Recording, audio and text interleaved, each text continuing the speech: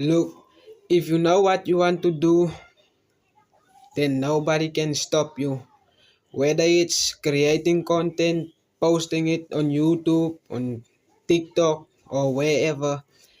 Now there's gonna be some haters, but it's your choice to block out the noise and never be disturbed by the hate.